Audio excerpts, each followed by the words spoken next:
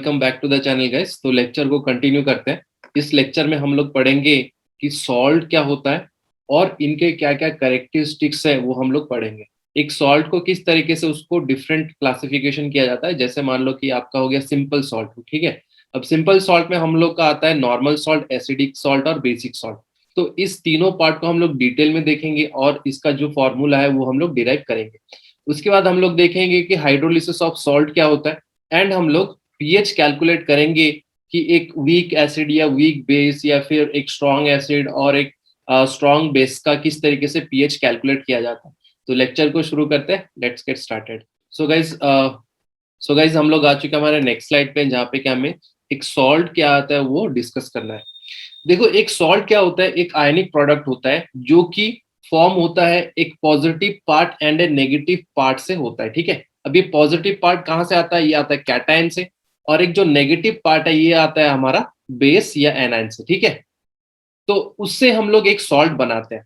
अब ये थोड़ा सा सॉल्ट का जो प्रॉपर्टी है वो देख लो। सॉल्ट का क्या होता है प्रॉपर्टी, ये होता है salty in taste and bitter in taste, ठीक है। उसके बाद एक जो सॉल्यूशन बनता है ना, solution can be acidic, basic and neutral based upon the salt is more strong acid या वीक एसिड है। इस तरीके से जब हम कॉम्बिनेशन करते हैं ना तो उससे हमारा acidic, basic and neutral salt बनते हैं। तो जनरली जो हमने सॉल्ट पढ़ा ना, NaCl जो है ये से एक strong acid and strong base से बना हुआ है, राइट। तो इसको आप देखो, NaCl जब ये टूटता है ये Na plus plus Cl minus ion में ये फॉर्मेशन होता है, राइट। तो यहाँ पे देखो ये Na प्लस जो है ये हमारा बेस से आया हुआ है और Cl माइनस जो है एसिड से आया हुआ है, ठीक है। अब ये जो केस है ना, ये केस एकदम सिंपल सॉल्ट का है, ठीक है। अगर हम वीक एसिड या फिर वीक बेस ऐड करते हैं तो उस केस में हमको एसिडिक या बेसिक सॉल्ट मिलता है। नेक्स्ट उसके बाद ये सॉल्ट जो है ये इलेक्ट्रोलिसिस में काम आता है, राइट। अब इलेक्ट्रोलिसिस प्रोसेस ऑलरेडी हमने देखा हुआ है इन द लोअर क्लास। अब salt water is a good conductor of electricity, ये हमने पढ़ा हुआ है, राइट। उसके बाद देखो सॉल्ट जो है वो जनरली क्या होता है, क्रिस्टलन सॉलिड होता है, राइट। क्रिस्टलन सॉलिड का मतलब क्या है कि यहाँ पे एक प्रॉपर स्ट्रक्चर होगा, डिफरेंट एक शेप होंगे, राइट। सो गाइज नेक्स्ट हम लोग डिस्कस करेंगे कि सिंपल सॉल्ट क्या होता है। अब देखो कोई भी एक सिंपल सॉल्ट लो, वो क्या होता है एक न्यूट्रलाइज फॉर्म में होता है, राइट। तो इसमें से हम लोग ये जो सिंपल सॉल्ट है इसको हम लोग 3 टाइप में कैटेगराइज करते हैं। पहला है नॉर्मल सॉल्ट, जो कि हम लोग का एक स्ट्रॉन्ग एसिड और स्ट्रॉन्ग बेस से बनता है। एग्जाम्पल है NaCl ले लो या NaNO3, K2SO4, Ca3PO4 whole twice. ये सारे के सारे जो है ये नॉर्मल सॉल्ट है। अब ये सॉल्ट जो है ये एसिडिक या बेसिक नेचर शो नहीं करेगा।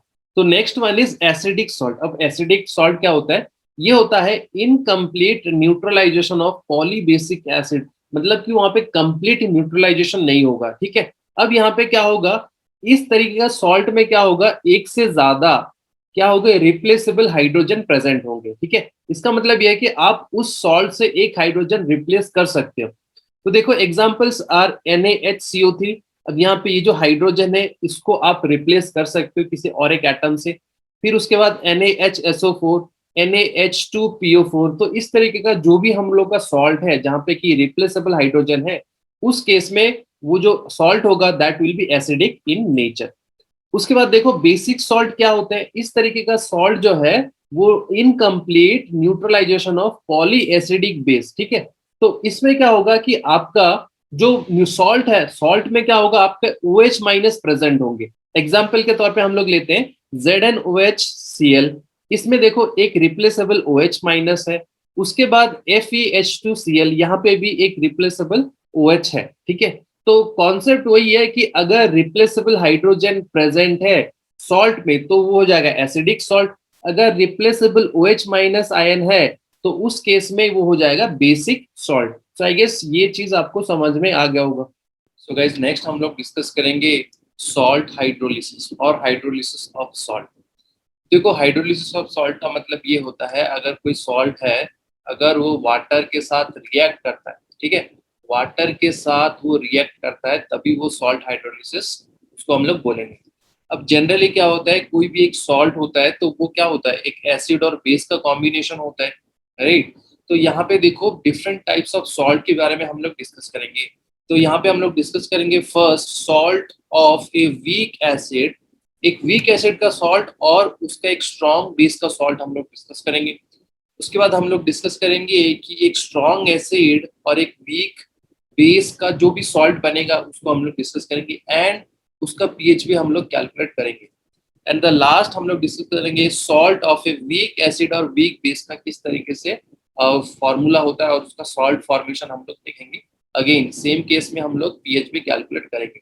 एंड यहाँ पे देखो लास्ट वाला जो पॉइंट है, salt of strong acid and strong base, इसका जो है ना पीएच जो है वो that is equal to 7।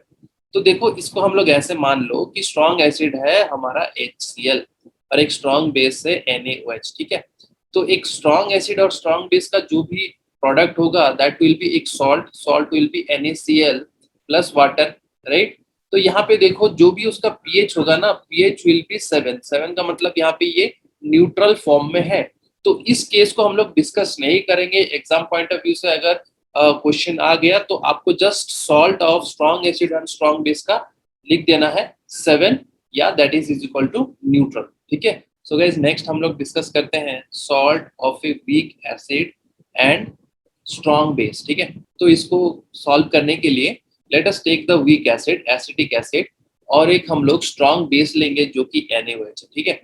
And they will react to produce CH3COO Na। अब यहाँ पे इस तरीके से वहां पे रिएक्शन होगा। यहाँ पे एसिटिक एसिड आपको दिया हुआ है, यहाँ पे NaOH। अब इसको थोड़ा मैं करेक्ट कर देता हूँ, this will B CH3CONa plus H2O, right. तो CH3CONa ये जो है ये हमारा सॉल्ट है। तो इस सॉल्ट को हम लोग डिराइव करेंगे, राइट। तो इस केस में हम लोग क्या करेंगे, यहाँ पे जो सॉल्ट होगा ना CH3COONa, राइट। अब यहाँ पे देखो दो पार्ट होता है, एक कैटायनिक पार्ट और एक एनायनिक पार्ट। हमारा कैटायनिक पार्ट है Na प्लस, और जो एनायनिक पार्ट है दैट इज CH3COO माइनस। तो देखो हमने जो सॉल्ट हाइड्रोलिसिस पढ़ा था वहां पे क्या था, हमारा जो सॉल्ट है उसका वाटर के साथ रिएक्शन होगा। तो इसका मतलब ये है कि यहाँ पे जो एमोनियम एसीटेट है इसको आप वाटर में डिसॉल्व कर लो, तो उसके बाद जो है यहाँ पे रिएक्शन हो रहा है। जो कंप्लीट रिएक्शन हम लोग लिखेंगे दैट इज CH3COO माइनस, ये कहाँ से आ रहा है, ये सॉल्ट से आ रहा है, प्लस वाटर H2O। अब ये जो रिएक्शन है that will B CH3COOH plus OH minus, right. तो ये जो है इस इक्वेशन को हम लोग यूज करेंगे फॉर आवर कैलकुलेशंस, ठीक है। अब देखो यहाँ पे ऑलरेडी जो हमने ऑलरेडी पढ़ा हुआ है कि एसिड डिसोसिएशन कांस्टेंट या बेस डिसोसिएशन कांस्टेंट, उस केस में हम लोग K या Kb ले देते थे, ठीक है। तो इस केस में हम लोग क्या हो रहा है कि यहाँ पे as it is hydrolysis, so what we have to do, we have to write that same term as KH, ठीक है। KH is hydrolysis constant, right. तो उसके केस में हम लोग लिखेंगे KH, ये कांस्टेंट है, ठीक है। तो उस केस में हम लोग लिखेंगे CH3COOH this into this divided by this one। तो this is CH3COOH into OH minus whole divided by, अब देखो यहाँ पे वाटर का तो 1 होता है, तो इसको हम सिंपली हम लोग CH3COO माइनस हम लोग लिख रहे हैं, ठीक है। अब इसके बाद हम लोग क्या करेंगे, थोड़ा सा यहाँ पे चेंज करेंगे, बोथ द साइड में हम लोग H प्लस से मल्टीप्लाई कर देंगे, ठीक है। तो यहाँ पे मैं H प्लस से मल्टीप्लाई कर रहा हूँ और यहाँ पे भी मैं H प्लस से मल्टीप्लाई कर रहा हूँ, ठीक है। तो उसके बाद जो इक्वेशन हमारा आएगा दैट विल बी, देखो यहाँ पे this OH into H, OH minus into H plus, तो इसका वैल्यू क्या होता है दैट इज KW, राइट। तो ये जो टर्म है ना दिस इज KW, तो यहाँ पे मैं KW लिख रहा हूँ डिवाइडेड बाय ये होल टर्म, इस होल टर्म को इसको थोड़ा सा रिएज CH3COH को इसके नीचे लिख देते, ठीक है। This will be CH3COO minus whole into this is H plus divided by CH3COOH, right. तो देखो ये जो टर्म है ना इसको हम लोग बोलते हैं Ka, राइट। तो this whole term is known as Ka। तो हमारा जो फाइनल इक्वेशन है that will be KW by Ka। KW का वैल्यू कितना होता है, KW is equal to 10 to the power minus 14, right. तो कोई क्वेश्चन में आपको ये पूछ लेगा KH का वैल्यू क्या है in terms of KW and Ka। तो उस केस में आप सीधा का सीधा KW और KA का वैल्यू पुट करके आप आंसर ला सकते हो। Ka जो है वो acid dissociation constant of acetic acid है, ठीक है। तो उसको हम लोग ऐसे जो फाइनल इक्वेशन होगा that will be KH is equal to KW divided by KA। इस फॉर्मूला को यूज करके आपको न्यूमेरिकल जो है वो सॉल्व करना है। सो गाइस नेक्स्ट हम लोग उसका फर्दर pH कैलकुलेट करते हैं।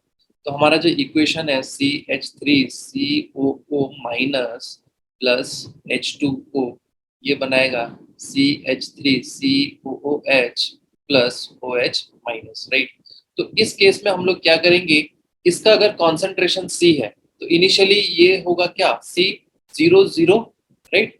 उसके बाद एट इक्विलिब्रियम पे क्या होगा यहाँ पे, so this will B C minus CH हम लोग लिख रहे हैं। CH का मतलब क्या है यहाँ पे, डिग्री ऑफ हाइड्रोलिसिस, ठीक है। जो उस केस में हम लोग अल्फा यूज करते थे ना, यहाँ पे भी सेम है, बट यहाँ पे थोड़ा सा क्योंकि हाइड्रोलिसिस पढ़ रहे हैं तो यहाँ पे H हम लोग यूज करेंगे। तो उसके बाद वाटर का तो कुछ होगा नहीं, फिर उसके बाद यहाँ पे CH डिक्रीज हो रहा है तो यहाँ पे CH बनेगा और यहाँ पे भी CH बनेंगे। तो इस केस में KH विल बी, देखो क्या होगा, this into this divided by this. तो उस केस में हम लोग क्या लिखेंगे, CH into CH whole divided by C into 1 minus H, right. जैसा हम लोग ने ऑस्टवाल्ड डाइल्यूशन लॉ में किया था। तो इसको थोड़ा सा और सिंप्लीफाई करेंगे, so this will B C square H square divided by C into 1 minus H। तो यहाँ पे देखो 2, यहाँ पे C कैंसल आउट हो गया, तो CH whole square is 1 minus H। तो यहाँ पे इस वैल्यू को हम लोग लेंगे 1, so net equation will be CH square. अब KH का वैल्यू क्या होगा, KH का वैल्यू हमने ऑलरेडी पढ़ा हुआ है, that is KW by KA। तो इस इक्वेशन को आपको याद रखना, ये हमारा फर्स्ट इक्वेशन हो गया। उसके बाद देखो हमें क्या करना है, pH कैलकुलेट करना है।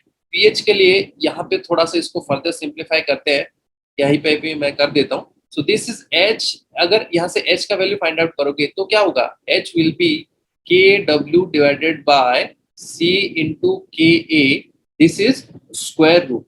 तो यहाँ पे हम लोग को और एक फॉर्मूला मिल गया। H का वैल्यू अगर आपको क्वेश्चन में पूछा हुआ है तो इस फॉर्मूला से आप निकाल सकते हो, राइट।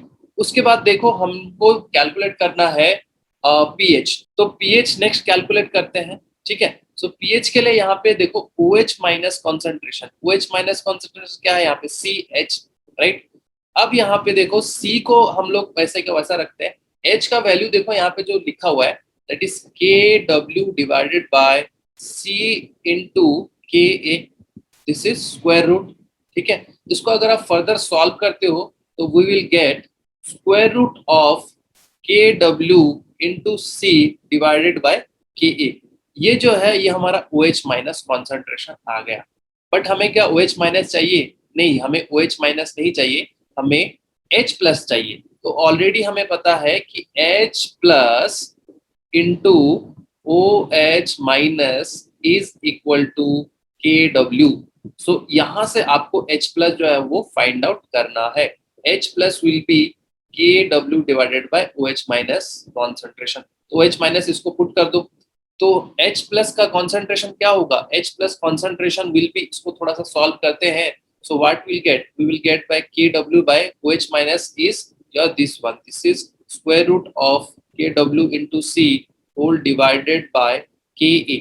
इसको अगर हम फर्दर सॉल्व करते हैं तो will get square root of KW into KA divided by C।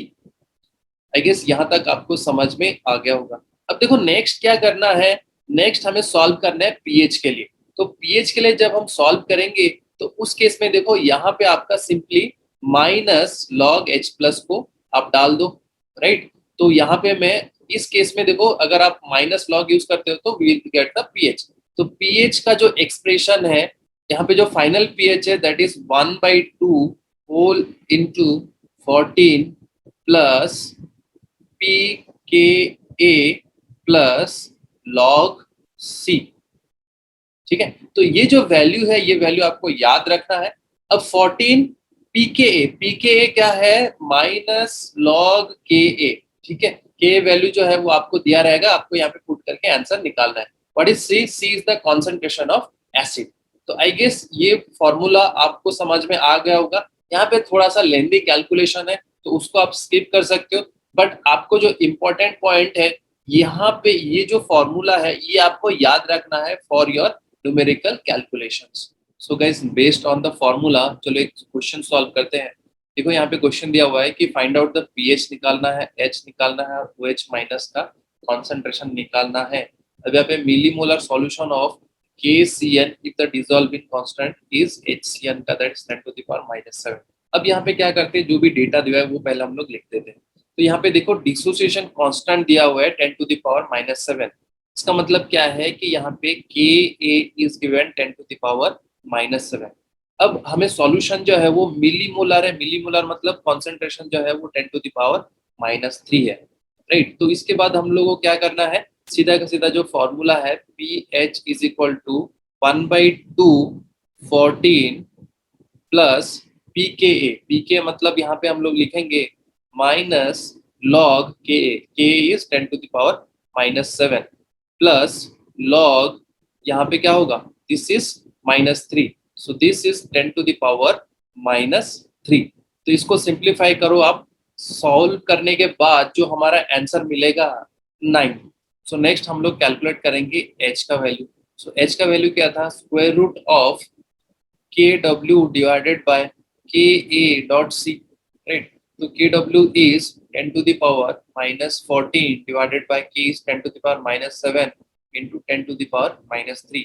तो इसको अगर हम स्क्वायर रूट करके जो सॉल्व करेंगे तो answer will be 10 to the power -2।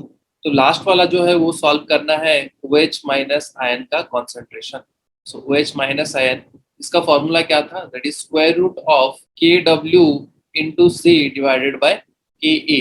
सो यहाँ पे अगर सॉल्व करते हैं square root of 10 to the power -14 into 10 to the power -2 divided by 10 to the power -7। तो इसको अगर हम सॉल्व करते हैं so will get 10 to the power -5। तो गाइस इस लेक्चर को यहाँ पे खत्म करते हैं। थोड़ा सा लेंदी कैलकुलेशंस था, बट अगर आप एक बार सॉल्व करोगे और समझ जाओगे तो it will be very easy. तो मिलते हैं नेक्स्ट लेक्चर पे, till then thank you guys.